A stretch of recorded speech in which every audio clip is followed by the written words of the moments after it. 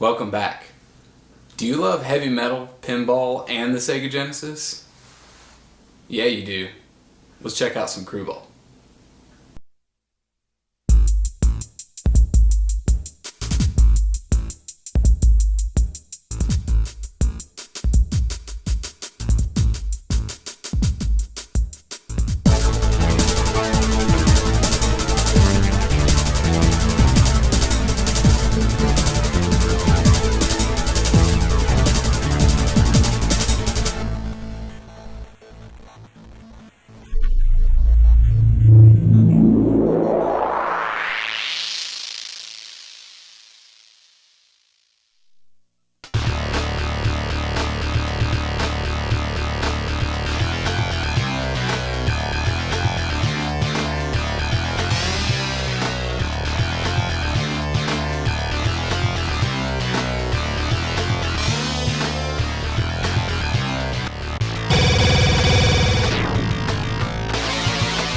At its core, Crue Ball is your standard video pinball. Each table has 3 separate levels.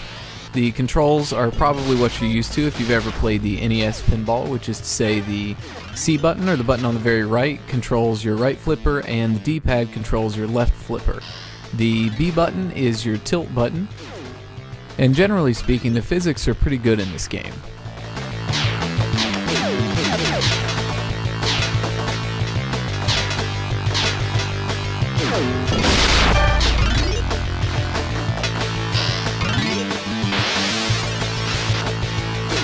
The game was designed by Mark Springer and Brian Schmidt, who now work at Stern Pinball, and so these are actual pinball makers, and that's probably one of the reasons that the game is really good. They undoubtedly wanted to take advantage of the success of Dr. Feelgood, which was released in 1989, but this game actually wasn't released until 1992. And those of you who know anything about Motley Crue know that that was the year that Vince Neil left the band, and they were kind of in a reforming stage. Now, a lot of people see this as a low point for the band, but to be perfectly honest, the self-titled album with John Corabi is one of my favorites, and the now unavailable EP Quaternary was really incredible. In particular, the track Baby Kills. You should go check that out right now. Seriously, pause the video and go check it out. I'll wait.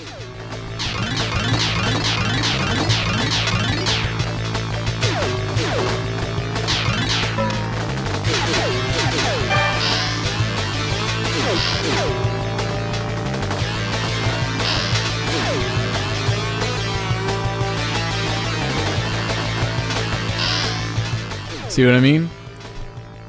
So anyway, now that we can get over our lamenting of the Motley Crue that could have been before they reinstated the Mr. Sing Every Fifth Word Vince Neil, let's get back to the game. There are 9 levels in the game. They call them volume levels, and to be honest, for a rock and roll game, calling the levels volume levels, I think they should have had 11 of them, but you know, I guess that's a missed opportunity.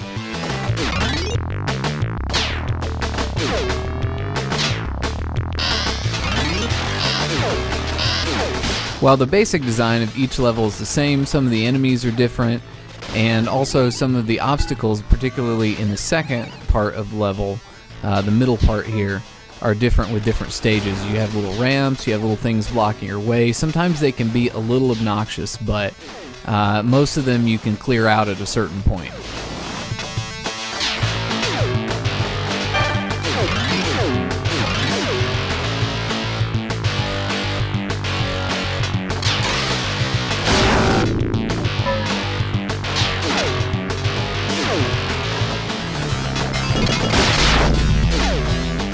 In addition to controlling your flippers and the tilt, you also have bumpers on either side, and those are controlled by the opposite flipper. So, for instance, the left bumper is controlled by C, the right bumper is controlled by the D-pad, and you saw me using one just then.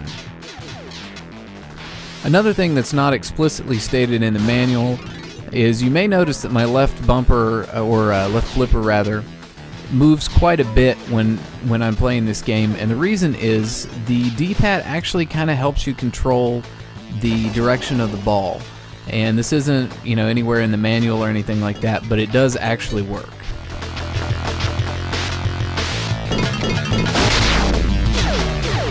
As I said before, there are 3 levels of each stage, and the top one you actually have to unlock by completing certain objectives in the machine. You can see it's unlocked there. And once you get to the top, your objective is to hit the ball around the volume knob there, and then you crank it up to the next level. After you crank it up, you have to hit the ball into one of the 2 spots in the top on the left and right there to get it to go back down into the table. But you can also use this as a point to rack up a little bit of extra score by just hitting the guy in the middle there and the wall and the bumpers and whatnot.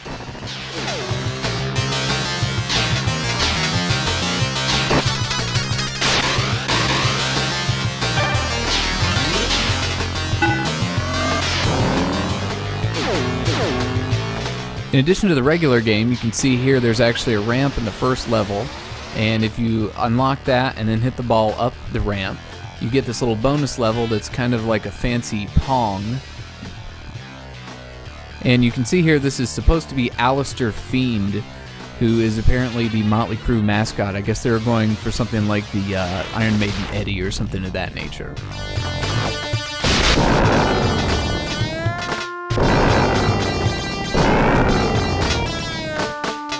The only downside to this bonus level is you get an extra ball and you get lots of points and whatnot, but when you're finished with it, then you actually have to basically start the first level all over again and complete your objectives from the beginning. But it's not too bad and definitely worth checking out.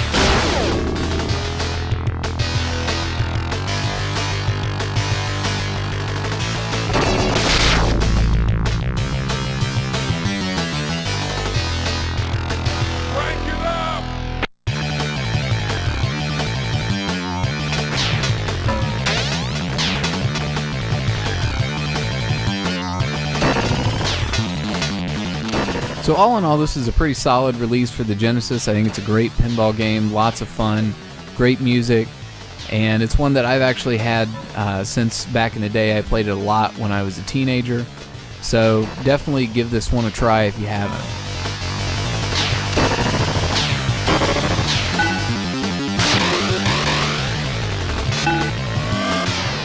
Like always, I hope you guys enjoyed the episode. Thanks for watching.